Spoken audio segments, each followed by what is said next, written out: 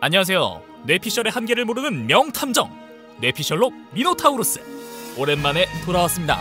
앤트맨과 와스프 보고 왔거든요. 보고 왔는데 뇌피셜 안 돌릴 수 있겠습니까? 자, 여기서부터 스포일러 있으니까 안 보신 분들은 잽싸게 빨리 나가주시고, 뭐 다들 영화는 재밌게 보셨죠? 쿠키 영상 보시면서 다들 탄식이 절로 나왔을 겁니다.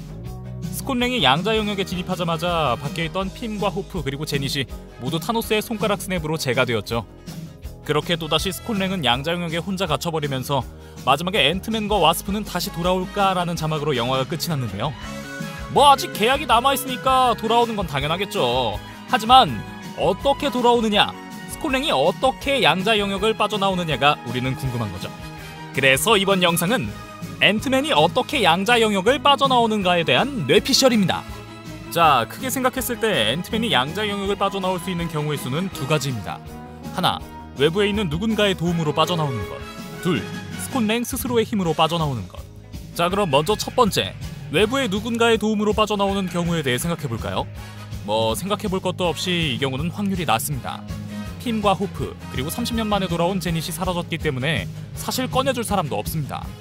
고스트를 챙겨주던 빌 포스터 박사가 꺼내주지 않을까 싶기도 하지만 50%의 확률로 빌 역시 사라졌을 가능성도 배제할 수 없죠.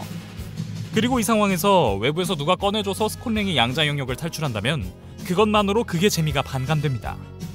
제가 감독이나 작가라면 절대 그런 노선은 타지 않을 겁니다.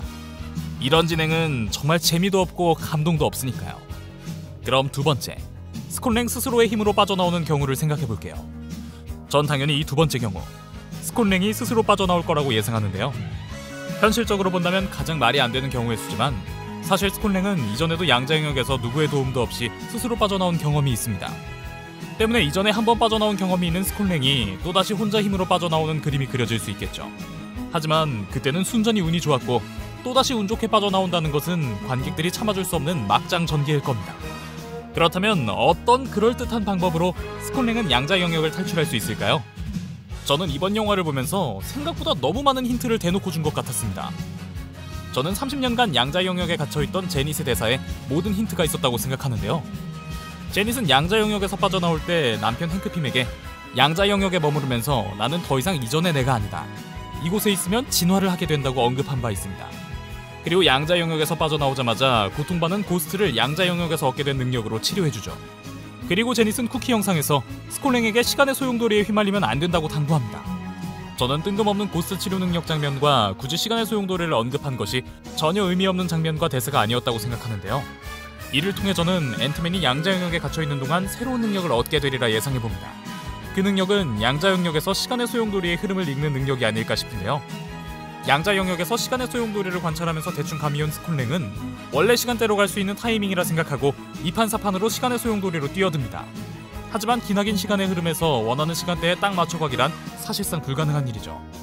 스콘랭은 생각했던 것보다 더 미래의 시간대에 도착하게 되고 그곳에서 성인이 된 딸 캐시를 만납니다. 갑자기 뜬금없이 성인이 된 딸 캐시가 왜 나오느냐고 생각할 수도 있겠지만 스콘랭의 딸 캐시를 연기한 에비 라이터 포트스는 앤트맨과 와스프를 마지막으로 MCU에서 하차하게 되었습니다. 그리고 앤트맨과 와스프에서 계속해서 파트너에 대해 언급하고 아빠와 같이 히어로 활동을 하고 싶다고 영화가 끝날 때까지 언급한 것은 다음 작품에서 캐시가 아빠 스콘랭의 조력자로 나서게 될 것임을 암시하는 바라고 생각해볼 수 있죠.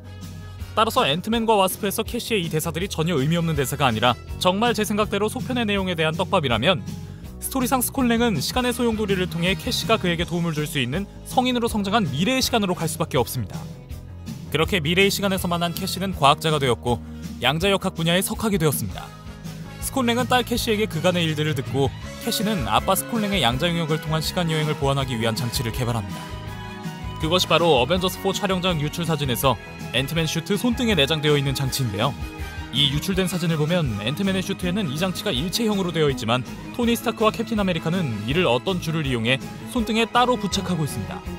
많은 사람들이 시간여행 장치는 토니 스타크가 개발했을 것이다 라고 예상하고 있지만 스콘랭의 슈트에는 이 장치가 일체형인데 반해 토니와 캡틴은 그렇지 않다는 점만 보더라도 우리는 이 장치의 출처가 스콘랭이며 토니와 캡틴은 스콘랭을 통해 이 장치를 받았다는 걸 유추해 볼 수 있습니다. 스콘랭은 양자 영역에 있는 동안 시간의 소용돌이를 읽는 능력을 얻게 되고 미래에서 만난 캐시를 통해 좀 더 정확한 시간대로 이동을 도와주는 장치를 얻게 됩니다. 이렇게 양자 영역을 빠져나온 앤트맨은 양자 영역을 통한 시간 여행으로 어벤져스 4에서 각 시간대를 넘나들며 활약하게 되리라 뇌피셜 가열차게 돌려봅니다. 자, 지금까지 앤트맨이 양자 영역을 빠져나오는 방법에 대한 저의 뇌피셜이었습니다. 제 뇌피셜 말고도 나는 이런 방법으로 앤트맨이 양자 영역을 탈출할 것 같다라는 또 다른 뇌피셜이 있으신 분들은 댓글 남겨주세요. 가장 그럴듯한 뇌피셜을 남겨주신 뇌피셜로 꿈나무 분께 제가 치킨 한 마리 쏘겠습니다. 그럼 많은 꿈나무들의 참여를 바라면서 지금까지 뇌피셜의 한계를 모르는 명탐정 뇌피셜로 미노타우루스였습니다.